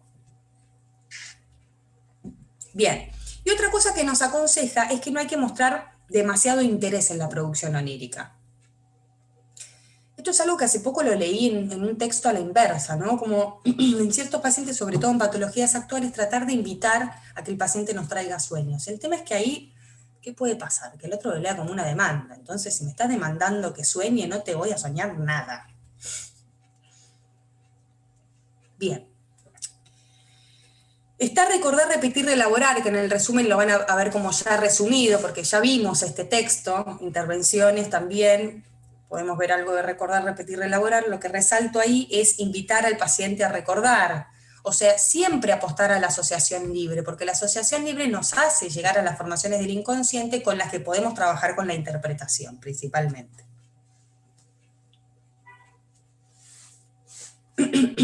Bien. Tomemos la conferencia 7, contenido manifiesto y pensamientos oníricos latentes. ¿Se acuerdan de esto de interpretación de los sueños, no? ¿De qué están hechos los sueños? De estos restos diurnos, del deseo inconsciente y de los POL, los pensamientos oníricos latentes. Ahora, ¿qué es lo que llega al análisis? Un contenido manifiesto. Soñé esto y aquello. Entonces, la técnica de la interpretación es hacer que emerjan por asociación libre sobre estos elementos los sentidos ocultos. Y esto es importantísimo. No hay que hacer caso a lo que el sueño parece decir. Acá podríamos decir, no hay que hacer caso a lo que el sujeto parece decir, porque el yo no es amo ni en su propia casa. Esperamos, reflexionamos, evocamos. Acá utilicen, ¿sí?, todos los verbos que Freud emplea para hablar de interpretación. Colegir, evocar, para ampliar un poco el vocabulario, reflexionar, esperar a que se instale. Bien. Ahora, en Construcciones en el Análisis, 1937, o sea, 2 años antes de que Freud muera, Construcciones en el Análisis, Freud nos va a hablar de un trabajo analítico y de otra intervención en neurosis también, que es la construcción. Yo ya les adelanté que la construcción vale ¿para quién? Para la resistencia del ello y para la resistencia del superyo. ¿Por qué? Porque ahí encontramos a la compulsión de repetición y a la necesidad de castigo, que por lo general no tienen un anclaje en alguna formación que pueda ser interpretable. Se trata de lo olvidado. Hay un sinsentido ahí. ¿Qué sentido tiene que cuando yo estoy a punto de tener un alta, empeore? Ahora vamos con esa pregunta. ¿Qué pasa con aquello que no está reprimido sino olvidado? Pero en este texto, en Construcciones en el Análisis, Freud nos habla de dos piezas en el trabajo analítico, el analizado y el analista. Y acá nos hablaría de tres, ¿no? La palabra también. Y nos dice que el trabajo analítico en todo caso, al final de su obra, me parece que al final de su obra Freud termina diciendo lo que piensa finalmente, es develar aquello no sabido del sujeto. O sea, que cualquier intervención, sea la que sea, y acá estamos viendo pocas, interpretación, construcción, pero hay intervenciones que tienen que ver también con los actos, hay intervenciones confrontativas, tienen que ir en la dirección de un yo fuerte. Y acá abrimos los ojos, ¿no? Al psicoanálisis francés el yo fuerte es como que le parece espantoso, pero ¿un yo fuerte en qué sentido? Es un yo que pueda soportar el saber. Porque nos hacemos que queremos recordar, pero lo que hacemos es repetir. O sea, lo último que queremos es soportar el saber, pero es lo que termina trayendo el alivio del padecimiento, ¿sí? Bien. Y en un momento nos trae la metáfora del arqueólogo. En algún momento lo han preguntado, y en algunos finales también. Digo, ¿por qué Freud nombra al arqueólogo acá? Que exhuma, ¿no? Estos monumentos destruidos y sepultados. Porque el analista debe extraer sus conclusiones a partir de algunos jirones de recuerdos, de asociaciones, pero lo debe hacer a partir del olvidado. Lo olvidado por completo. Entonces, la interpretación en este texto va a quedar al lado de lo que uno emprende frente al elemento singular de la formación del inconsciente. Entonces, es una intervención, la interpretación, que tiende a hacer surgir un nuevo sentido, más allá del sentido manifiesto. Es una lectura que trae algo del orden del deseo y apunta a un desciframiento. Por eso hablamos tanto de sueños, ¿no? En interpretación. Pero estamos dentro del orden de lo reprimido, de lo ligado. Retomo la pregunta. ¿Qué pasa con aquello que no está reprimido sino olvidado? ¿Es olvidado por lo general se manifiesta, retorna? Bueno, acá no podemos hablar del retorno de lo reprimido porque sería como el retorno de lo olvidado. Retorna bajo las figuras clínicas de masoquismo moral, de reacción terapéutica negativa, de compulsión en la repetición, de patologías del acto. Es como querer interpretar las formaciones del objeto A.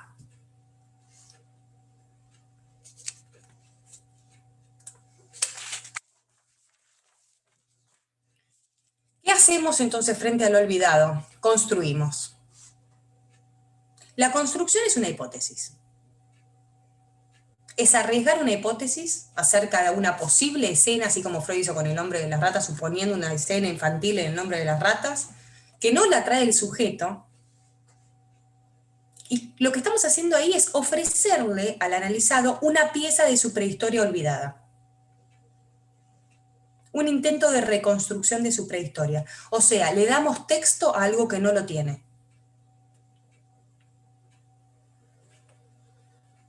Bien, vamos a detenernos bien en esto último, que es la eficacia de las interpretaciones y de las construcciones. También lo han preguntado bastante. A ver, ¿para qué construimos y para qué interpretamos? Para que haya un efecto. ¿Sí? Ahora, que el analizado comunique un sí o un no, no necesariamente tiene que ver con un efecto. El sí posee un valor y es efectivo y efectista si la construcción permite producir recuerdos nuevos, asociaciones nuevas, o sea, ampliar la construcción. Si el paciente sigue asociando y trae nuevos sentidos, entonces esa construcción sí fue eficaz. Lo mismo con la interpretación. Si me dicen, sí, tenés razón, no sabemos entonces el efecto que tuvo.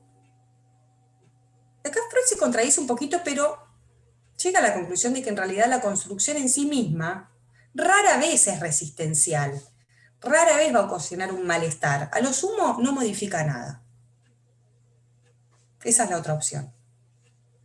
Entonces, una construcción valiosa es aquella que permite que el analizado responda con una asociación que incluya algo semejante o análogo al contenido de la construcción que le ofrecimos.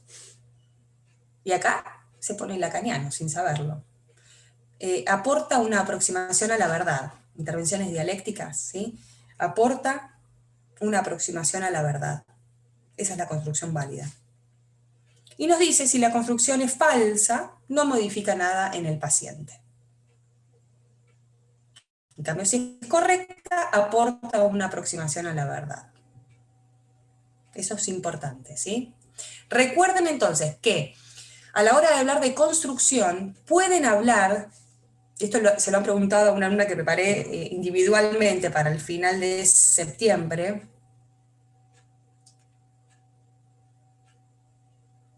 pueden hablar de esta maniobra posible frente a la resistencia del ello y del superyo. Así como reelaboramos las 3 resistencias yoicas, las de transferencia, las de represión, las de contrainvestidura, ahí basta con el reelaborar, con el reconducir esa libido hacia los orígenes inconscientes. Bueno, para la del ello y la del superyo hay que introducir una hipótesis, una conjetura. Es mucho más disruptiva, ¿no? Y arriesgada, obviamente, como intervención, la construcción. Bien. Ahí, te puedo hacer una pregunta ahí con eso que dijiste. Sí. Para la resistencia del yo, la intervención posible a partir de lo que hablamos sería esto de la interpretación, ¿no? A partir de la resistencia del yo. Y después, para la resistencia del superyo y el ello, esto de la construcción. ¿Hay alguna intervención más que propone la cátedra? O sea, entiendo que al principio dijiste que no hay tantas, ¿no? Pero estás planteando solo 2 a partir de estas 5 resistencias, ¿no? Sí, porque en realidad Freud no es que tiene un texto en el que nos habla de resistencias e intervenciones, ¿viste? No hay un texto específico para esto. Freud nos habla de 2 tipos de intervenciones, interpretación y construcción. Yo no sé si utilizaría la interpretación para las yoicas, la reelaboración, de recordar, repetir, reelaborar, como intervención, como posicionamiento, como el afán de reconducir esa libido hacia los orígenes inconscientes. Sí lo utilizaría para las resistencias yoicas, pero la interpretación, dejarla solamente para las formaciones del inconsciente, ¿sí? Para lo que está dentro de lo reprimido, ¿está? A ver, en esa línea podrías decir, bueno, entonces la resistencia yoica de represión puede manejarse con la interpretación, sí, pero yo prefiero ahí que hablen de reelaboración, pero la reelaboración de 1914 nos queda corta en 1920 en adelante. Tenemos que hablar de construcciones, ¿sí? Para apostar a esto que, claro, que queda del lado del olvidado. ¿Por qué? Porque no hablamos de repetición, hablamos de compulsión de repetición. Hablamos de necesidad de castigo. Que son las figuras clínicas que dan cuenta de esto que fue olvidado. Si quieren, vamos de vuelta a más allá del principio de placer, hablamos de lo traumático. Para un sueño traumático, a ver, bajémoslo un poquito más, ¿vale la interpretación? Si yo estoy soñando una y otra vez con la misma escena que me ocurrió y me despierto con terror, ¿qué interpretación vale ahí? Distinto que yo arme un sueño donde se cumpla un deseo y haya una condensación del árbol que condensa tal figura, bueno, y hay un desciframiento de un sueño precioso de cumplimiento de deseo. ¿Sí? Entonces, así como cambió la teoría de los sueños, también cambia el posicionamiento frente a las resistencias. En lo que estamos de acuerdo, incluso para bajarlo un poquito más, es que las resistencias deben vencerse para proseguir con el trabajo analítico. O sea, tenemos que tener un posicionamiento que no sea indiferente frente a las resistencias. ¿Sí? A no ser que después en la práctica tengan supervisores bien metapsicológicos y con cada maniobra que haces, acá estás haciendo esta cosa, acá estás haciendo aquello, acá estás reelaborando, es muy difícil después distinguir desde dónde estás interviniendo. Acá estoy interpretando, acá estoy construyendo, acá hice una intervención imaginaria, ¿no? Supónganse como las de Fernández en Psicosis, que esas intervenciones en neurosis también valen. Cuando hablábamos de ofrecer la mirada y la voz, que después lo van a ver en patologías borders, también estamos hablando de intervenciones en neurosis. ¿Sí? Yo hay un texto que acá no incluí, que a lo mejor después lo podemos ver igual por el chat, si quieren me lo pasan y yo les paso una suerte de resumen o lo añado a la carpeta, que creo que es el de Paulucci, puede ser, que nos hable de intervenciones también, Paulucci y Duhovne, o era de otro conjunto, que nos dice algo más de intervenciones. Estaba para el primer parcial, me parece, que hablaba Bueno. de psicosis. Bien, bien, bien.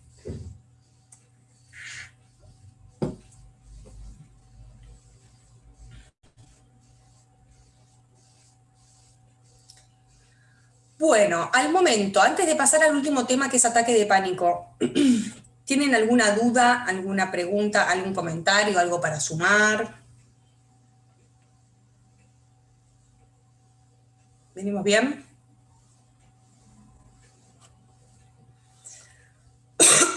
Genial.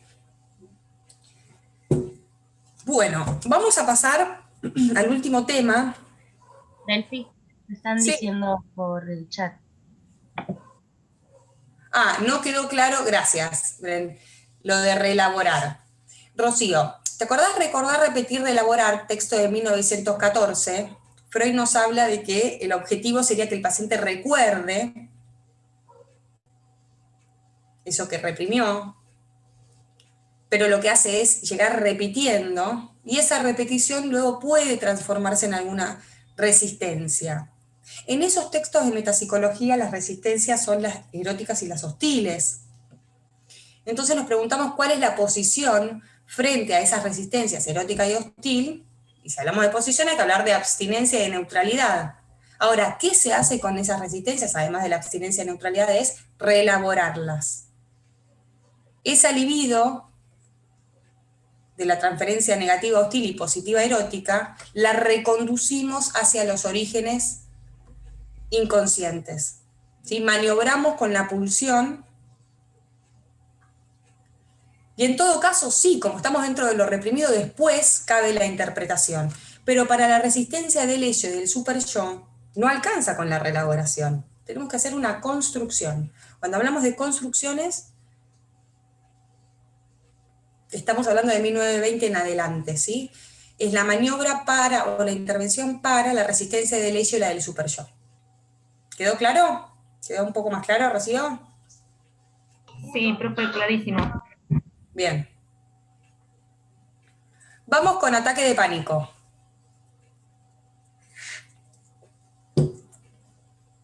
Qué freudiana que es la cátedra, por eso me gusta. Digo, hasta un texto de Freud acá, ¿no? Nos meten. Igual, medio que en la UBA, en nuestra carrera, al menos quienes hayan hecho quizás materias más clínicas, se escucha mucho, ¿no? Este texto sobre la justificación de separar de la neurastenia a un determinado síndrome en calidad de neurosis de angustia en relación al pánico, ¿no? Como si Freud incluso ya nos hablaba del pánico cuando no era una figura contemporánea. Este texto yo lo leería, si tienen tiempo, todavía creo que están con tiempo antes del parcial, con manuscrito E. Parece que es manuscrito E. Sí. Se leen juntos. En este texto, yo no sé si recuerdan la primera teoría de la angustia de Freud, pero va a ser presentada precisamente acá. Freud escribe su primer texto con Charcot en el 93, o sea, este es 1894. Estamos en los inicios de la obra freudiana. No contamos ni con la represión propiamente dicha, ni con el inconsciente, estamos en los inicios.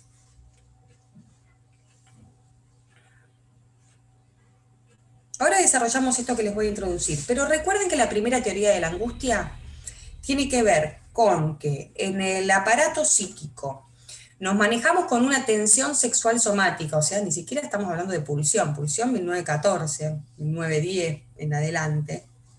La tensión sexual somática aumenta, no hay un anudamiento psíquico ni una descarga en la realidad, y hay directamente una transmutación de esta tensión sexual somática en angustia.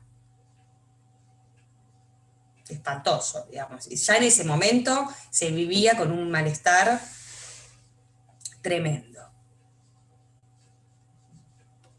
Por eso lo salvaje del psicoanálisis, que él mismo ubica en otro médico, medio proyectando, en el texto sobre el psicoanálisis silvestre del 12, cuando dice, este médico hizo una intervención fatal y le dijo que en realidad estaba angustiada porque no tenía relaciones sexuales, porque había privación sexual. De alguna manera está haciendo autocrítica de su primera teoría de la angustia, ¿no? Bien. Freud nos presenta la sintomatología de la neurosis de angustia y nos habla de lo siguiente: irritabilidad general, ya es una neurosis, ¿no? Ya es una estructura. Las neurosis actuales: irritabilidad general, expectativa angustiada, lo más parecido a la ansiedad, como se la conoce hoy, ataque de angustia, vértigo, agorafobia y terror nocturno. Me detengo acá porque el terror nocturno va a ser tomado después por el texto de Junger.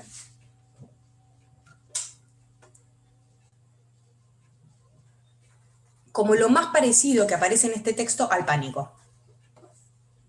Y fíjense, terror. ¿Cómo arrancamos hoy? Con miedo, angustia, terror, cuando hablamos de más allá del principio del placer. Factor sorpresa, estado en que se cae, estado de peligro en que se cae sin estar preparado. Factor sorpresa, terror. Es lo más parecido al pánico. A ver, ninguna duda, desde Freud, desde este texto, con que la etiología de la neurosis de angustia es sexual. Y acá se pone bien de su época, ¿no? En el siglo XIX dice que en las mujeres hay 6 condiciones etiológicas: angustia virginal, angustia de las recién casadas, bien de su época, bien heteronormado y bastante silvestre también, ¿no? La angustia del climaterio, la angustia de las viudas y abstinentes voluntarias, angustia de mujeres que practican coitus interruptus o que tienen maridos con eyaculación precoz. Y en los hombres la angustia queda del lado de los abstinentes voluntarios también, de varones con excitación frustránea, con coitus interruptus y con senestesia. A ver, lo que está diciendo es que la neurosis de angustia no es propia solamente de las mujeres, y lo cierto es, más allá de lo anticuado que ya queda en 2021 hablar de esto, de estas 6 condiciones etiológicas, sobre todo en las mujeres, es que lo que no hay en la neurosis de angustia es un anudamiento psíquico. La tensión sexual somática no consigue anudarse psíquicamente, podríamos decir, no consigue transformarse en libido y encontrar alguna satisfacción en la realidad, se frustra esa tensión sexual somática que aumenta, entonces se transmuda directamente en angustia. Yo no sé si es en este o en el otro texto que les nombré, que Freud nos dice que los síntomas de la angustia son iguales a los del sexo, iguales, muy parecidos, sacando lo malestar, el malestar que tiene la angustia, ¿no? Por esto de la sudoración, de las palpitaciones, del cambio del ritmo cardíaco también, alteraciones en la respiración. Es decir, lo que se manifiesta como angustia tiene entonces un origen en lo sexual.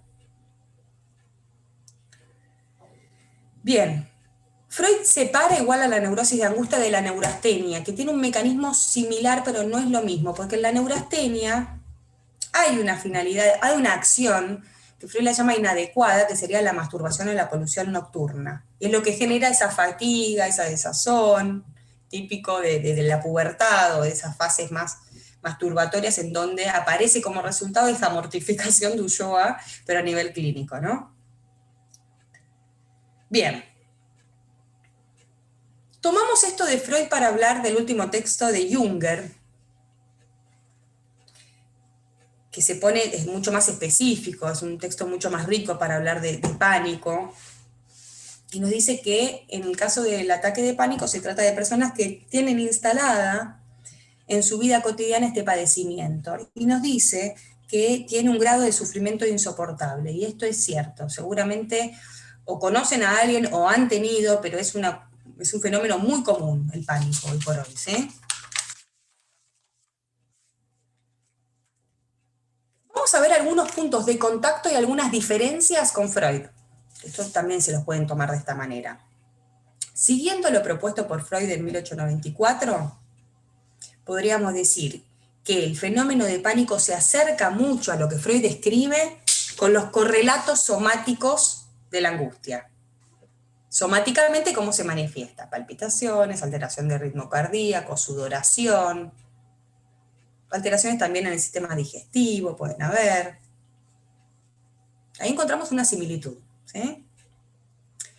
Otra similitud es con el terror nocturno que Freud describe como una modalidad del ataque de angustia, pero ya Junger nos dice, el pánico es una entidad específica, diferenciada de la angustia y del ataque de angustia.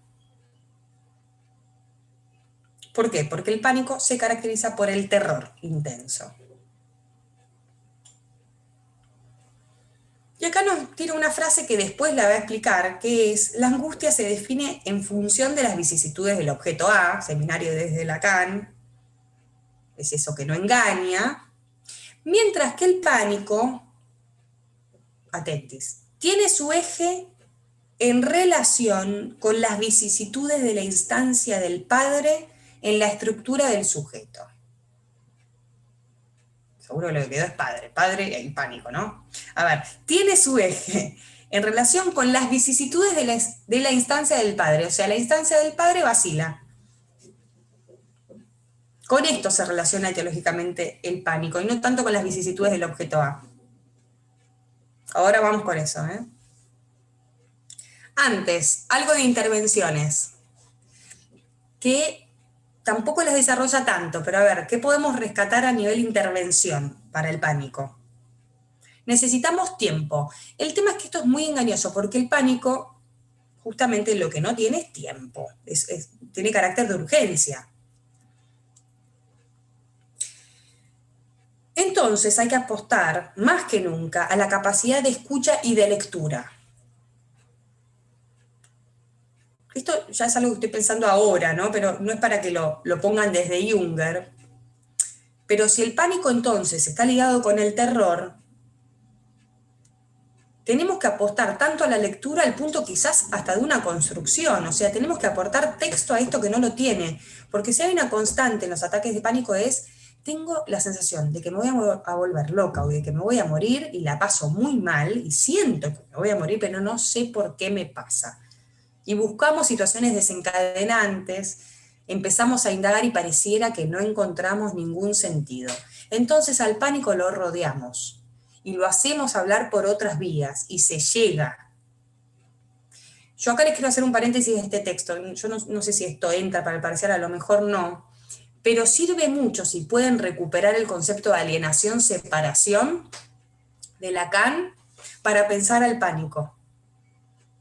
Pareciera que en el pánico hay un intento de separación que no hubo antes, pero lo que sucede es que el sujeto queda alienado. Vuelvo a Junger. Otra intervención posible, que Junger no la descarta, de hecho la cree más que probable, es la intervención psiquiátrica. El manejo con ansiolíticos y con cierta medicación para el ataque de pánico hace que podamos laburar también nosotros. Entonces basta de pelearnos con los psiquiatras, basta con el Boca River entre medicina y psicología, y si lo necesitamos y el paciente está dispuesto, ¿podemos hacer una interconsulta? Sí, y laburar con psiquiatras piolas, que los hay. ¿Sí? Bien. Vamos con la descripción fenomenológica, a nivel sintomático.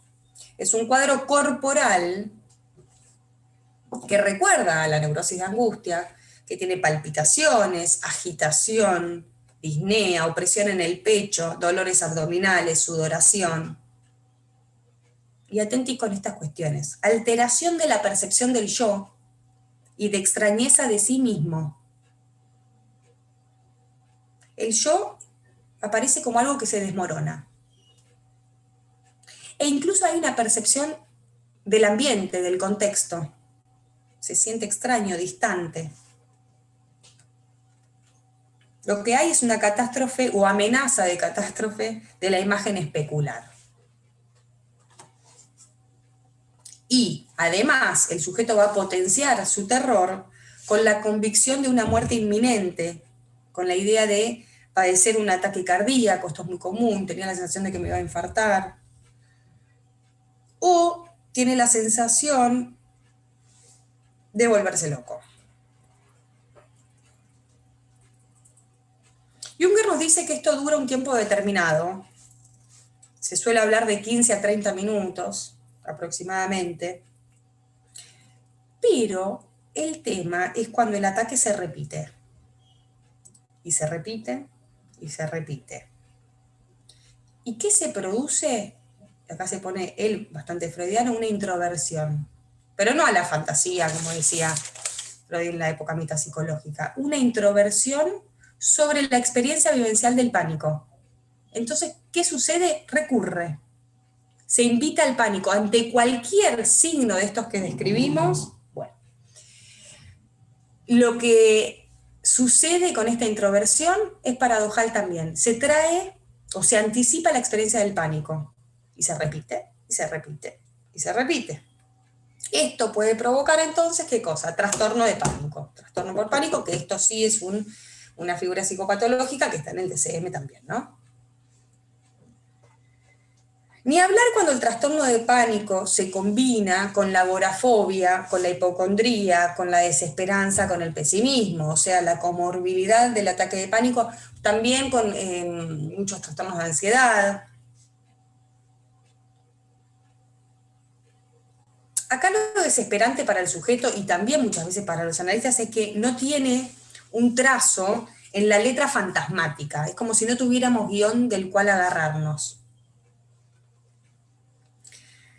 Ahora, vamos a meternos con la etiología, para ver de qué sí nos podemos agarrar y por dónde viene esto, qué es lo que causaría un ataque de pánico para Junger, ¿no? De vuelta, hay un montón de hipótesis.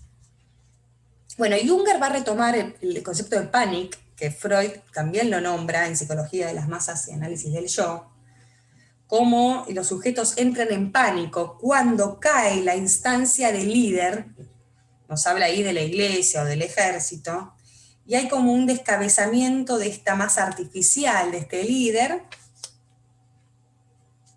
y lo que producen quienes lo seguían es justamente panic, término alemán.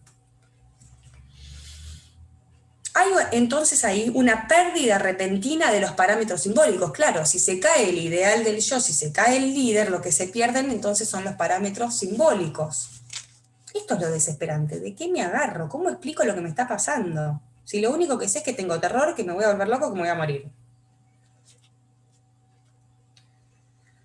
¿Qué nos dice Junger? Nos dice que mediante un análisis bien conducido y con el tiempo necesario, el sujeto logra construir los parámetros simbólicos que le permiten ahora ordenar la experiencia. Entonces, en algún momento, me voy hacia el final del texto y ahora vuelvo, se le sale de frente al ataque de pánico. O sea, obviamente trabajamos ahí en esa sesión con la urgencia del ataque de pánico. Y si es necesario de vuelta una intervención psiquiátrica, también se hace. Y luego lo rodeamos, apostando que el sujeto pueda ofrecernos algo de su coyuntura, algo de su novela familiar, algo de lo que le está pasando en el presente. Apostamos a la asociación libre por más que no tengamos que hablar directamente del episodio. Es como si quisiéramos ir al núcleo patógeno, y acá no hay ningún núcleo patógeno, no hay texto posible, ¿sí? Lo que sí sabemos, al menos desde Junger también, es que el origen del ataque de pánico entonces, la etiología, es la degradación progresiva de las figuras del nombre del padre y, por lo general, del padre mismo. Y va un poco más allá y nos dice, es un padre amado que viene siendo degradado o por una larga enfermedad o por una quiebra económica. Nos da ese ejemplo, nos habla de padre, lo cierto es que clínicamente también se escucha obviamente cuando hay caídas de figura materna. Hoy por hoy podríamos pensar que ya queda corto esto de pensar en que necesariamente tiene que caer el padre, ¿no? Tiene que caer algún ideal del sujeto. Y Freud, en Duelo y Melancolía, nos habla de ideales y nos habla también hasta de la patria.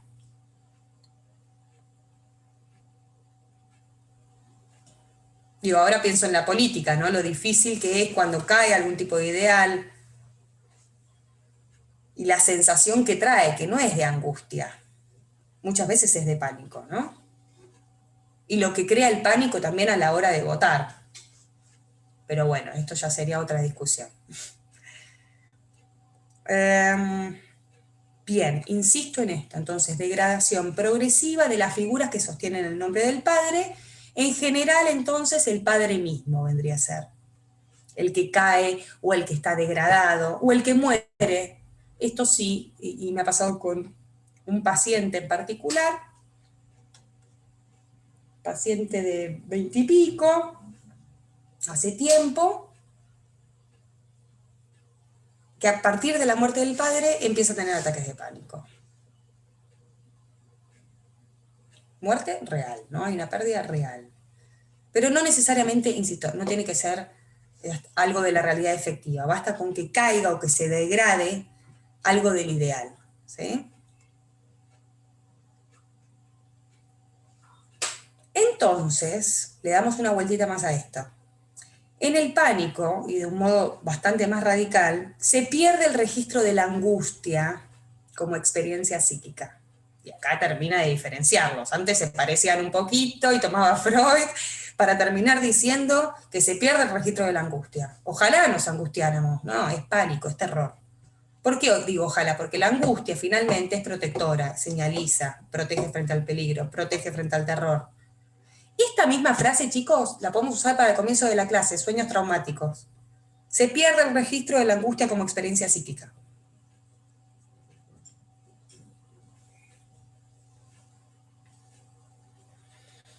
Bien.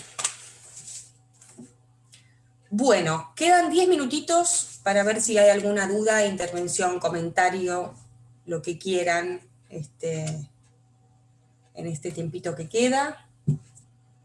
Por suerte pudimos llegar a casi todos los textos. Si queda alguno por fuera me dicen. Si yo puedo armar algo con algún texto en este tiempo, también se los puedo agregar ahí en la carpeta. Yendo a cuestiones quizás más administrativas, ahora voy a darle unas pequeñas correcciones al resumen que voy a subir al Drive. Y por ahí dando la clase me di cuenta que algún subtítulo que oriente en cuanto, por ejemplo, pánico, etiología, mecanismo, diferencia con angustia, ¿tá? Así a la hora del parcial se les hace un poco más fácil de ubicar, aunque sea en el resumen esto. Sí, la asociación libre se usa siempre, la asociación libre es metodológica, entonces va a ser transversal, pregunta Rocío, si se usa la asociación libre en pánico. Apostamos a la lectura más que nunca y a la atención flotante más que nunca y a la asociación libre más que nunca. Yo te diría que sí, hacemos como una exacerbación del método, apostando a la escucha y a la lectura. Y sabiendo incluso esto, que hay una caída de los recursos simbólicos. Como se le caen al paciente, también se nos caen a nosotros.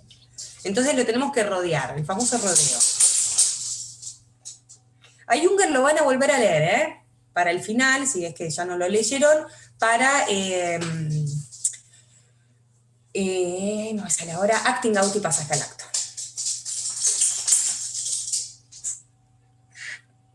Les decía, voy a hacer unos retoques al resumen, seguramente la compañera que está grabando me va a mandar después el video, y subo la carpeta en la próxima hora, ¿sí? Más o menos.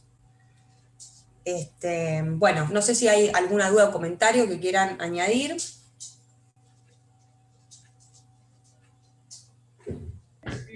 Delphi, ayer leí en lo que compartieron en el grupo de las preguntas, de las posibles preguntas del segundo parcial, que había algo de resistencias del analista, y eso no sé en qué texto, si vos sabés orientarnos para buscarlo en algún texto en particular. Ese es un tema difícil porque yo no recuerdo que haya un texto en particular, ni que lo desarrollen demasiado. Lo que sí les puedo acercar para resistencia del analista son dos cosas. El de Duer, que habla de capitalismo, como una hipótesis de resistencia del analista, podría podría ser subirse a lo vertiginoso del ritmo capitalista y dejar por fuera esta base psicoanalítica que es el psicoanálisis como pausa. Digo, cuando nos apresuramos en este furor curandis muchas veces, puede aparecer una resistencia del analista. Eso por un lado, y la segunda la ubicaría con los temas de contratransferencia, como el analista, si no trabaja con sus puntos ciegos, puede entonces quedar del lado resistencial, ¿sí? Y responder intuitivamente o impulsivamente, con estas tentaciones del contractuar, de vuelta, queda del lado de lo resistencial del analista. Estas dos cuestiones se me ocurren. Si hay otras y las quieren después poner en el grupo, genial. Ahora no recuerdo un texto que hable específicamente del tema. Yo, de hecho, esas dos cuestiones las tomé para cuando tuve que preparar mi tema de final, que fue resistencias. Primer momento, segundo, tercero, y algo de resistencias del analista. Obviamente después terminamos hablando de un montón de cosas, fueron 40 minutos, de super yo, de sexualización, de RTN, pero bueno, ya les anticipo, a lo mejor tengamos algún encuentro más para ver fin de análisis y pasaje al acto, patologías borders, pero esto de preparar un tema, ¿no? Y que el tema que elijan sea o bien transversal a todos los conjuntos temáticos, ¿sí? Que sea un tema bien completo, o apuesten a fin de análisis o los temas, digamos, que no entran para el segundo parcial. Gusta mucho, por lo general, que preparen ese tema que no se evaluó, ¿no? Y vean qué lectura tienen ustedes. Aprovecho también para decirles que es una instancia de aprendizaje, hablando del segundo parcial y también del final sobre todo, en la que incluso pueden llevar hasta preguntas. Bueno, leyendo y estudiando para el final me quedó esta pregunta, digo, traten de volverla a una instancia de aprendizaje y no tan super yoica. ¿Sí? Buenísimo, Acti. Bueno, si les parece, dejamos acá, si no hay más dudas o preguntas. Seguimos ahora por el grupo. Sí les pido, ahora que somos 15, no, un poquito, 17, que pongan sus mails en la lista, en la última lista, al lado de sus nombres, si se puede. ¿Sí? Yo ya sé que se los pedí como 3 veces, pero bueno, a mí me ordena un montón y voy mucho más fácil ahí y sé quiénes abonaron y quiénes no. Y después, para la lista de abajo, hay 2 o 3 que sí hicieron la transferencia, pero el resto escríbame por privado, ¿sí? Así lo ponemos todos los mensajes en el grupo y arreglamos cuando esté en 1 horita, 2, el resumen y el video subido con quienes no estuvieron hoy en la clase. ¿Dale? Bien. Vale.